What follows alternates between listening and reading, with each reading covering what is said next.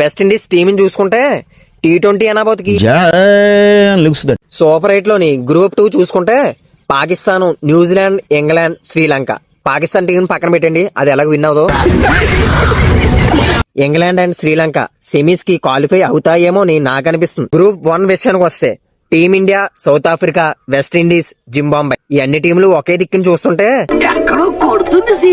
Zimbabwe team ని కాసేపు పక్కన పెడదాం. టీమిండియా విషయానికి వస్తే బౌలింగ్ చూసుకుంటే చాలా స్ట్రాంగ్ ఉంది. బ్యాటింగ్ లో ప్రతి మ్యాచ్ లోని ఒక్కొక్కరు ఫామ్ లోకి వస్తున్నారు. తర్వాత వెస్టిండీస్ టీం చూసుకుంటే T20 అనాబోతుకి జై అని లేస్తారు ఈ వెస్టిండీస్ వాళ్ళు. 2016లో ఎలాంటి ఫామ్ అయితే కంటిన్యూ చేస్తారో అలాంటి ఫామ్ ఇప్పుడు కంటిన్యూ చేస్తున్నారు.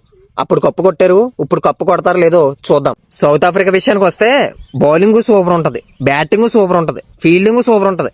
కానీ ఫైనల్స్ రాబోతుకి వాళ్ళకున్న లక్ వల్ల ఆ మ్యాచ్ లో ఓడిపోతారు. ఈసారైనా సౌత్ ఆఫ్రికా విన్ అవుతుందో లేదో చూద్దాం. ఈ గ్రూప్ నుంచి 2 టీములే క్వాలిఫై అవ్వాలి కాబట్టి ఆ 2 టీములు ఏంటో నేనైతే చెప్పడం చాలా కష్టంగా ఉంది. మీకేమైనా తెలిస్తే కింద కామెంట్ సెక్షన్ లో చెప్పండి.